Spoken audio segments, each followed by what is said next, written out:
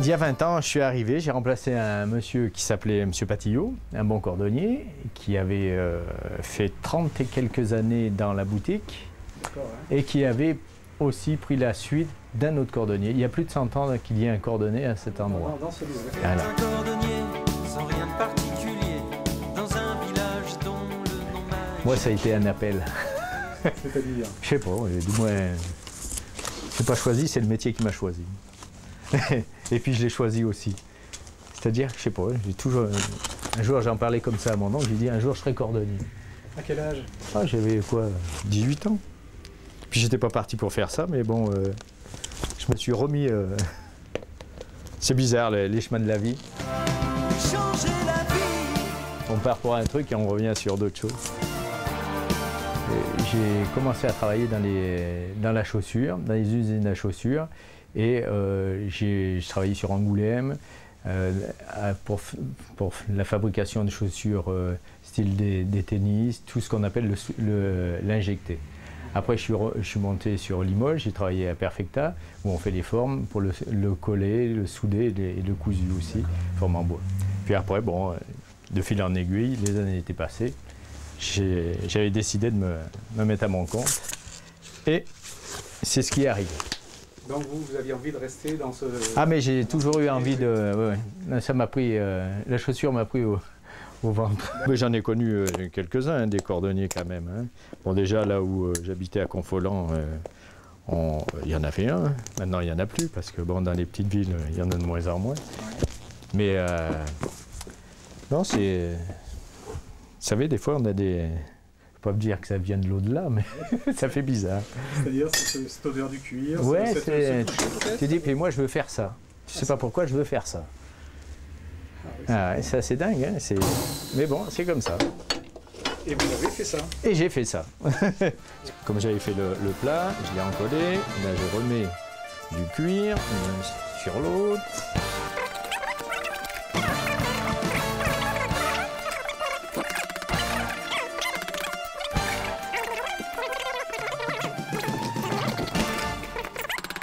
On est là pour gagner sa vie, puis pour rendre beaucoup service, quoi.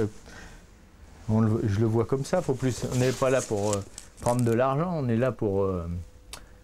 Bon, bien sûr, on vient pour gagner sa vie, mais en même temps, on est là, on rend service, c'est un échange. Mais bon, on ne cherchez rien, je vous en fais cadeau. Bon, c'est gentil. Mais n'attendez pas trop Oui, pour les talons, parce qu'après, ça ne fera pas beau à la... Et des fois, on a des surprises, hein, faut être, on va dire, faut jouer de... Comment dire, de... Système débrouille. Voilà, des fois, ça peut arriver. Hein. Vous avez constaté un changement dans les chaussures par rapport déjà il y a quelques années? Ah ben avant, on avait beaucoup de... Autrefois, il y avait que du cuir, du moins beaucoup de cuir. Aujourd'hui, on arrive à avoir des matières qui... on dirait pas de recyclage, mais presque. Alors après, des semelles, ça dépend. Ils sont vraiment pas faits. Ah ouais, alors c'est pour ça que c'est mis dans la tranche élastomère, mais l'élastomère, c'est vaste. Ça peut partir du pur caoutchouc jusqu'au nylon, quoi, au plastique. Voilà, alors la semelle et le contre-feu. Alors, mais pour jeudi, après-demain. Et à force, on devient un peu, on va dire, les amis de la famille. Hein. On connaît la famille, les enfants, des fois. Vous voyez, le petit, il est rentré tout à l'heure en poussette. Dans 20 ans. Ça sera peut-être là. Hein. Comme on avait un peu délaissé le cordonnier pendant ces années-là, ou quand on était 80 à Limoges et qu'on est tombé à, on va dire, une dizaine, il y a eu un mouvement où le cordonnier, avant, on va dire, un cordonnier, ça fait partie de la famille. On a son cordonnier, on a son plombier, on a son menuisier, son boulanger. Et après, je sais pas, on a peut-être laissé... Ça s'est perdu. Oui, ça s'est perdu. Et puis après, pour reprendre le pli, est-ce que des jeunes personnes ont le réflexe aussi de dire, tiens, ma chaussure est usée, je vais aller chez le cordonnier la faire réparer? On a son cordonnier comme on a son boulanger un peu dans le quartier. Eh bien écoutez, quand il travaille bien, que ce soit le boulanger, le cordonnier, le boucher, on est fidèle. Exactement. Absolument. On ne se voit pas tous les jours, forcément. Ouais. Et vous confiez vos chaussures je confie tout ce qu'il est capable de faire. Même des fois, vous voyez, je lui demande... Là, viens pour se serrer la ceinture. Regardez-vous, c'est joli ça. Hein? Bonne petite chaussure originale.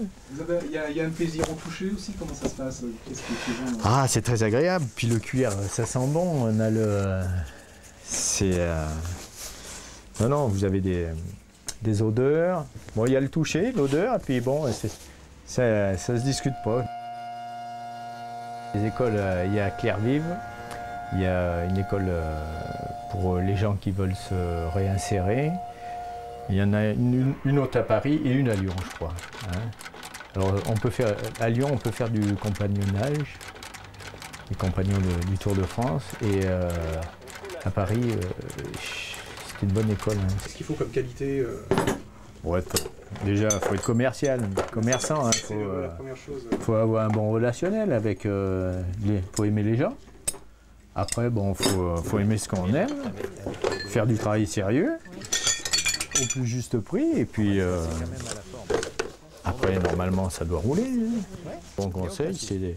Eh bien, s'il n'est pas attaché de famille, pas chargé de famille, pas attaché à sa région, ben, il prend une carte de France, il fait une étude du marché là où il n'y a pas de cordonnier, où il n'y en a plus, mais il faut quand même un nombre d'habitants pour un cordonnier. Normalement, si vous allez à la Chambre des métiers, ils vous disent au moins 6 000 habitants pour un cordonnier. Si avec une paire de chaussures, on avait gagné notre vie, je serais milliardaire.